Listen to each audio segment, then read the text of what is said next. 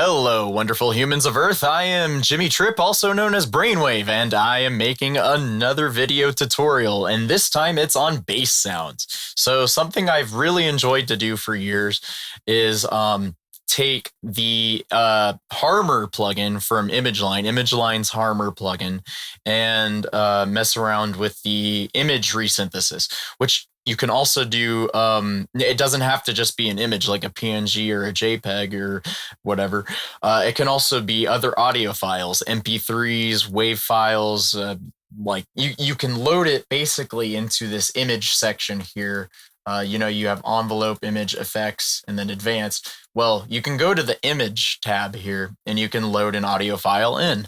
Well, the reputation Harmor has had for years, and I actually noticed this too over the years, was the quality, even on high precision mode, tended to be a little grainy, a little watery sounding, almost like just mushy, a little mushy.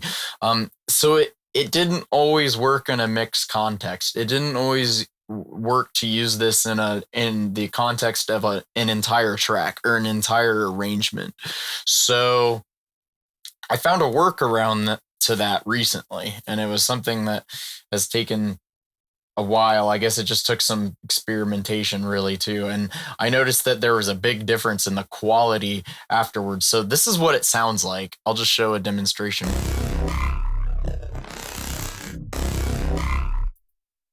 It's kind of wide. You got it wide, but it's also got a nice center as well. So let's mess around with this Formula Controller's A knob and just see what happens.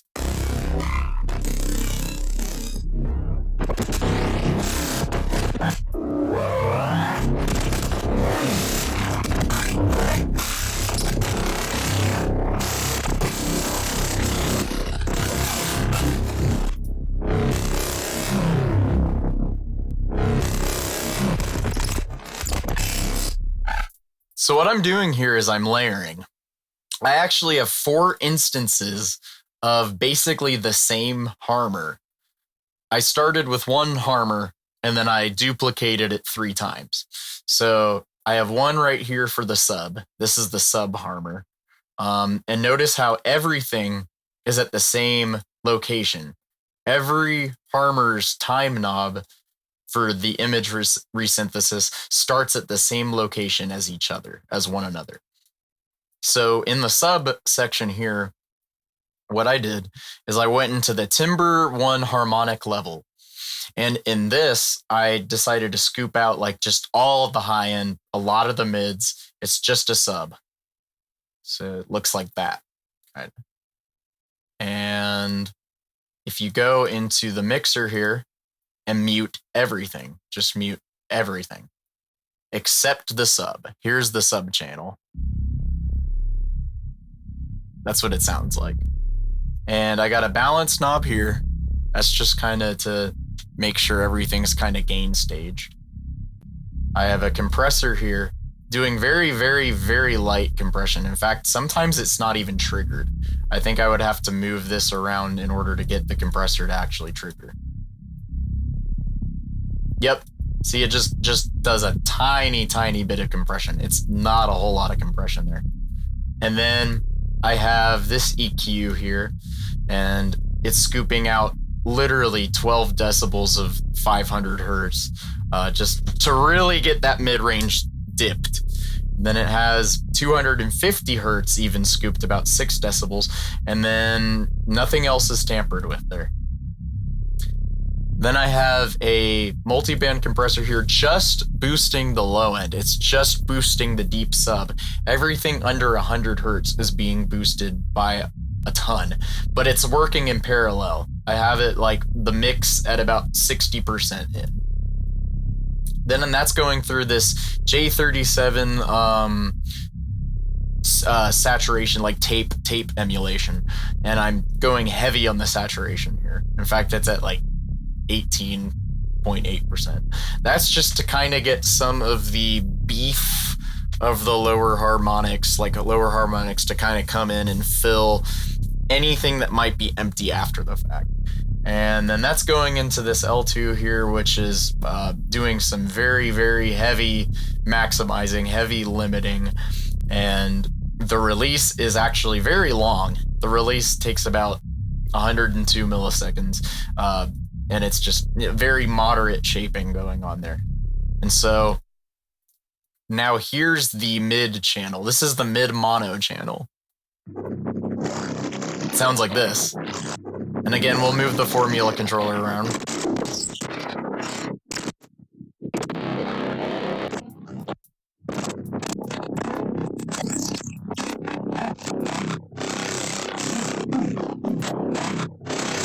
Okay, so this is just going through an instance of Isotope's neutron elements. It's rolling off a lot of that low rumble there. I actually have a very, very heavy boost. Very heavy boost, because it's all about experimentation.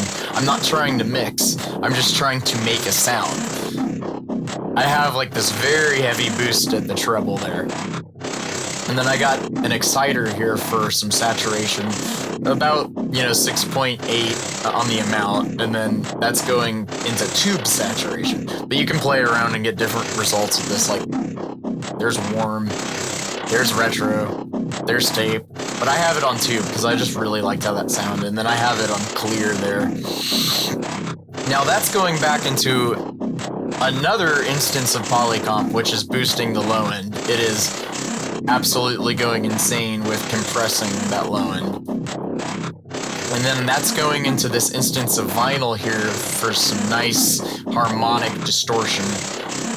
I got the drive even at about 70, that's crazy. This is what it sounds like without it. Then you boost it. Yeah, it can get kind of crazy, depending on where you're wanting it to be. And then that's going into a balancer to kind of level it out and gain stage. That went down about 3.2 decibels. This is going into a free limiter. It's a self-adaptive limiter called Frontier, and it's just incredible. I love this limiter. I have the soft clipping turned off. I have the output level attenuated. That's gain stage. And then the threshold's going kind of crazy. Like, this is at a very slow release, but it's catching all of that. It's doing some heavy limiting. Or some moderately heavy limiting. And then that's gain staged again to get that right back down to that level. See, without this, you'd tell a difference. That's without any effects. And with all of it together. Yeah. And then here's the stereo. This is the stereo channel. The first two channels I showed you right there, the low sub and then the mid mono, those are both in mono. And as you can tell, like the stereo separation knobs here, I'm trying to very much make sure it stays in mono. But here's the stereo. Again, this is the same exact duplicate of that first Harmor, except what I've done here is I've taken the unison and I've changed that to 2. I want to make sure to get really wide stereo here. So I have the pan jacked all the way up. I have the pitch here. You can even mess around with the pitch, get crazy results. Like weird binaural stuff. Just play around. You could do the phaser if you really wanted to. And then I actually have the Detune set to 2 right here from that. That's what it sounds like without it, but I changed it to 2 to kind of give some variation. So instead of acting like a sawtooth waveform, it's kind of acting more like a square waveform right now. And so that's, I really wanted to make sure to get rid of low end there. And that's up to about 140 hertz, I think. And then rolled off just the mids here. Just a hair. It's just a bit of roll off on the mids. And then I boosted the stereo. Boosted this sideband about how much? Yeah, 2 decibels. 2.8 decibels. In 250 to kind of get that low mid stereo to kind of pop out. And you can go crazy with it if you want. but I have it at about there. Seems to work well. And then I have the other sideband here. Number 5 is boosting about also 2.9 decibels at around 4K and upwards here, and rolls back off here. And I actually cut out some of the mids here because I wanted to make sure that the mids for the top end here didn't conflict with the mids, the top end of the mids here in this other mono, or in the mono channel. So then that's going into an instance of barrier here. Hold on, I just need to change this sound up so I don't get annoyed.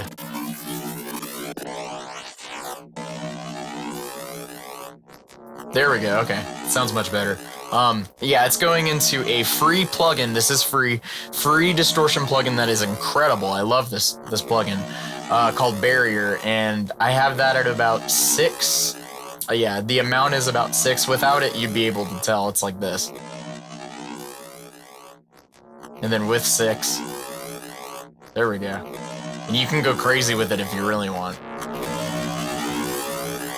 Like, that tone is insane. That's at 11. 11 is the max you can bring it. But you can also mix in the signal.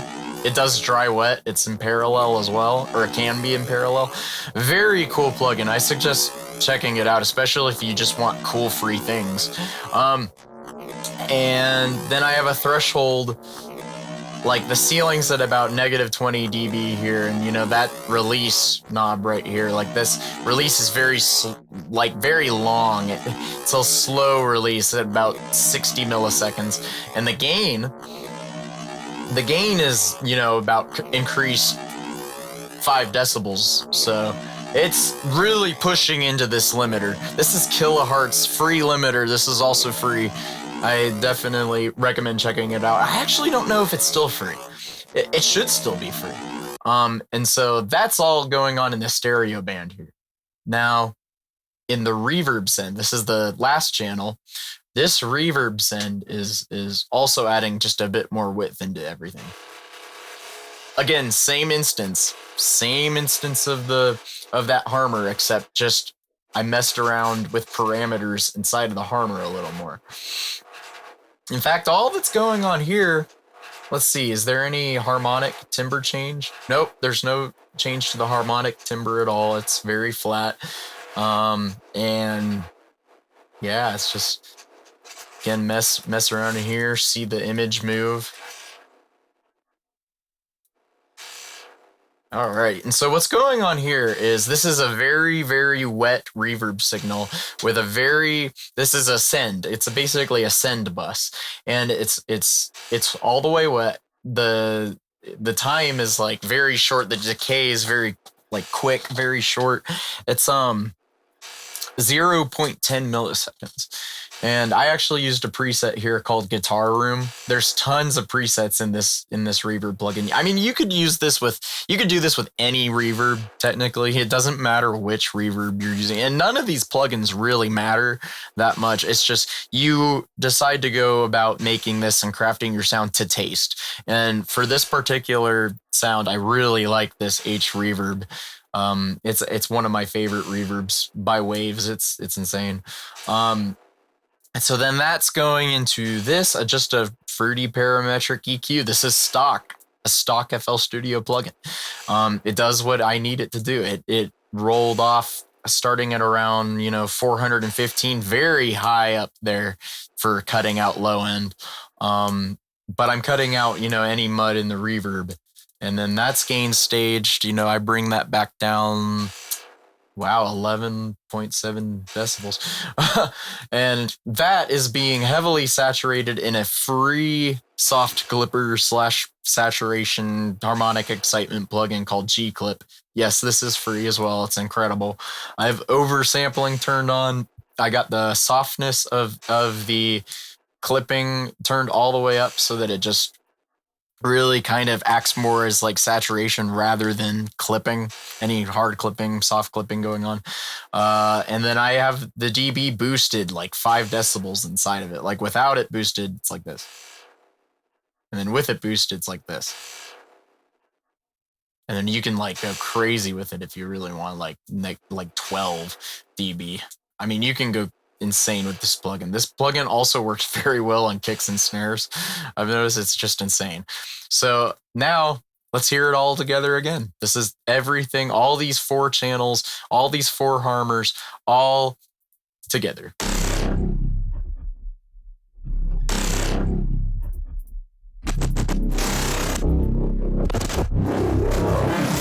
Just a nasty sound. And here's what might happen if we take this stereo Harmor, and change this detune down. Now it's more like a saw wave. Let's mess with the prison.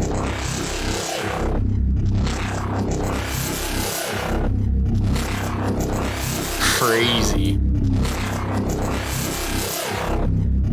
Can really craft that sound.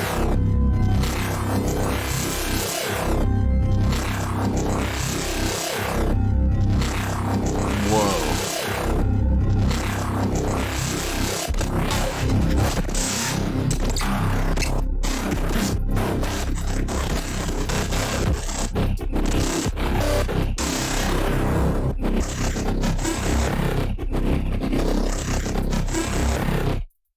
And so going into this master channel right here, or I call it this master bus of the sound, the channel where all 4 of these different Harmors are going back into. This is the controller channel. And so this is where I keep the Fruity Formula controller, where each of the 4 Harmors time knobs are all being routed to.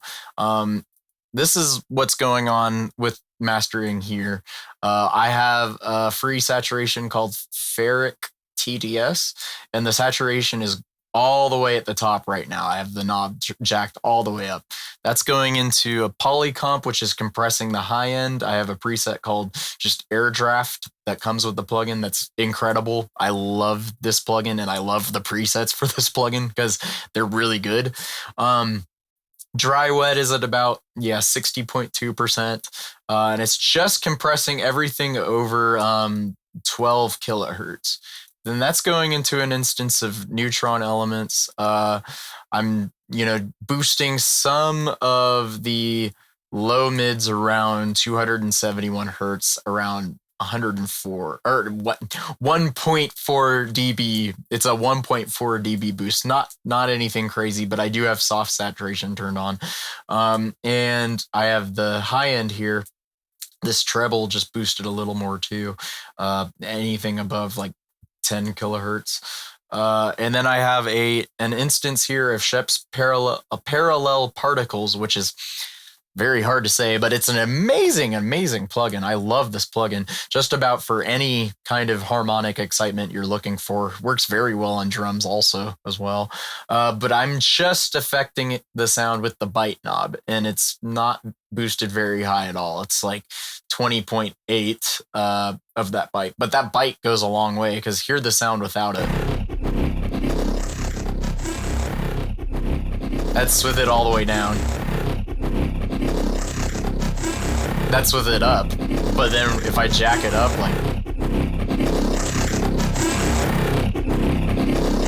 like you can really go crazy with that bite knob if you so desire to. And then that's going into an instance of Decapitator here, which is incredible. And then I have the darkness of the tone down at about negative 1.4 decibels, and the drive is going up to about 2.2, 2.3, somewhere in there. I mean, you could really jack it up more if you wanted, like, really get it heavily distorted if you want, heavily saturated. In fact, now I actually really like how that sounds.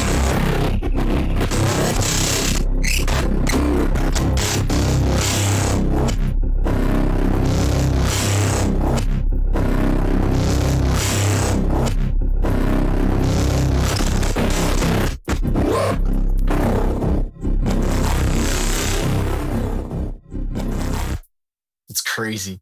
Okay, and then that's going back into some fruity balance knobs, but that's just to gain stage and bring everything back to the level it was needing to be at. And then Some limiting, not too much limiting going on though, I don't think. Let's see.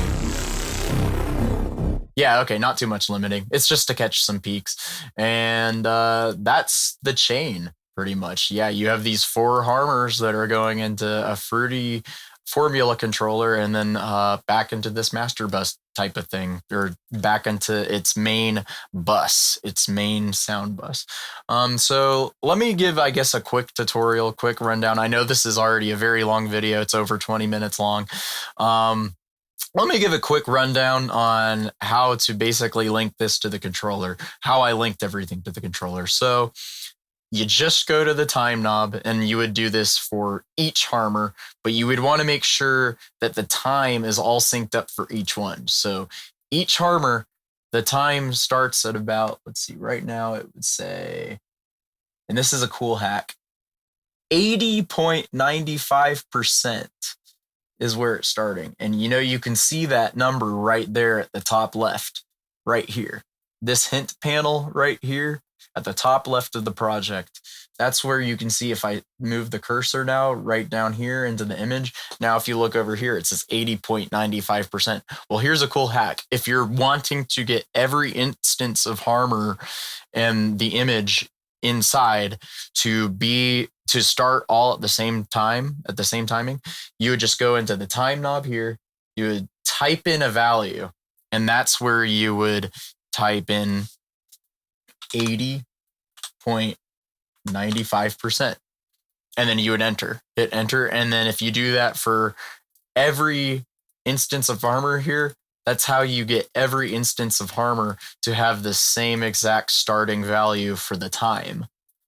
It's actually really cool. I just found that out recently, and I never knew that was a thing. Like, you could just look right here in this top left corner here, and it would show you where the start of the time knob is, or like where the starting of the sample is going to start in the image resynthesis tab of Harmor. So that's really crazy.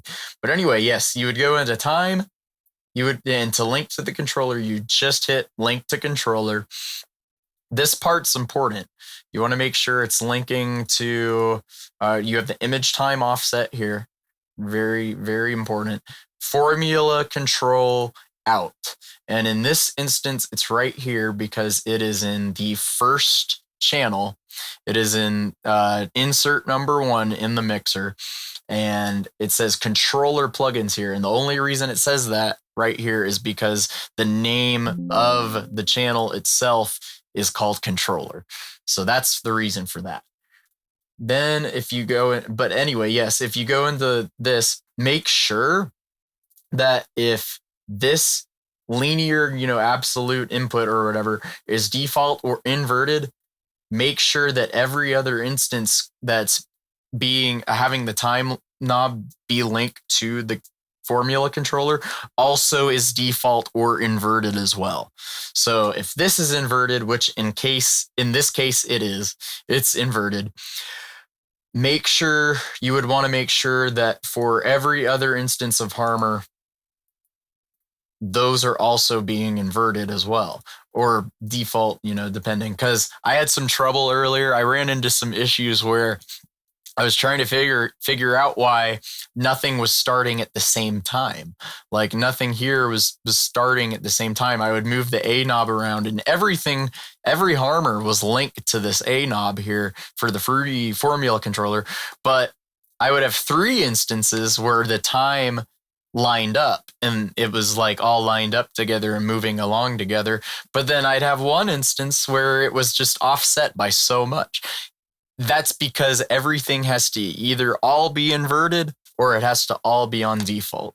If even one of them is, let's say, default, and then the other 3 are inverted, or one is inverted and then the other 3 are on default, it won't work. The time will be all whacked and messed up, and maybe it just won't be desirable to you. But you could get a cool sound that way. I mean, you never know. Like, let's show an example of like what that would sound like if it wasn't all lined up. So I'll go ahead and unlink this stereo here, the stereo instance of Harmor. So we'll go to this, we'll say none. There's no controller now. However, now let's link it again, but this time when we link it to the controller, we're going to link it as not inverted but default. And now watch what happens.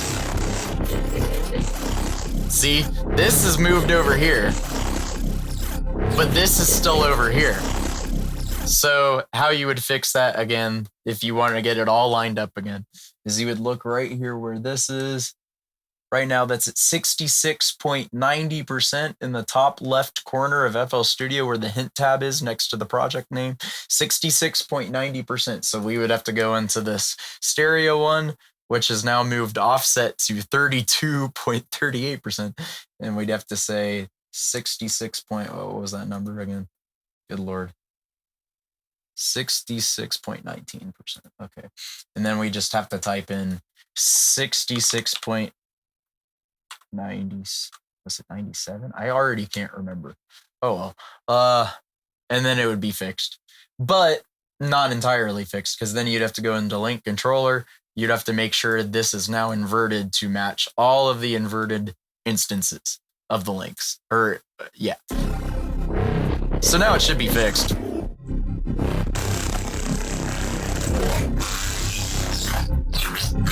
Let's see, that's, yep. Okay. So anyway, yeah, that's the sound. And again, it just takes 4 instances of Harmor. I have one that's the mono sub low frequencies. I have one that's the mono higher harmonics, higher mid harmonics. And that's also mono. So it's, yeah, mono. And then I have another instance that's the stereo harmonics. It's very, very, stereo, incredibly stereo. And I messed around in this quite a bit. And then I like to kind of just mess with the detune to get it to have some variation from the other 2 mono instances. But you can do, whatever you want. It's all experimentation based and it's very fun. End result can be very fun.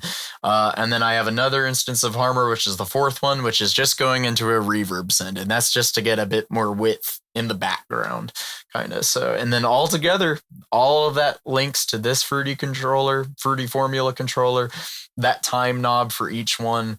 Again, make sure it's all either inverted or all either default. If one of them's off by a bit, it might mess up the sound a bit. And remember, if you get off a little bit, you can just check where you are in here and then check that hint tab in the top left corner, and it'll tell you what percentage inside of the image you're at. That's pretty cool too. I didn't know that. I did not know that until recently. That is insane. And then, it's going into its own master bus where everything's being glued together with these effects. And the effects don't matter too much. I know I've showed off a lot of effects that you kind of have to pay for, but you don't even have to make these chains the same way each time. This doesn't have to be absolutely super specific in terms of effects. You can just mess around to taste and to tone and to get exactly what you're trying to make out of any plugins you can imagine. Free plugins. You could do this all out of free stock plugins if you wanted to. It's really that simple. And the nice thing about the control of this is how you can just take these faders here and mix anything in how you want. So we're missing stereo now.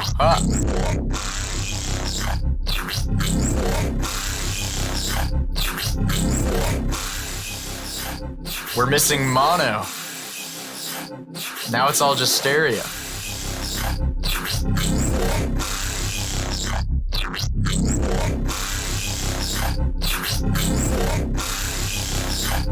Now we're missing just the reverb. Now we have the mid mono and the mid frequencies in stereo. So again, this is literally it just gives you a lot more control, a lot more flexibility. That's what I was going for when I decided to make this tutorial and when I kind of was messing around with this recently. It's all just about having more flexibility. So yeah, I hope you guys enjoyed this video. I hope you got something out of it and that it actually helped. And yeah, just kind of play around with it, mess with it on your own, and just see what you can come up with, because it's pretty fun. Pretty cool.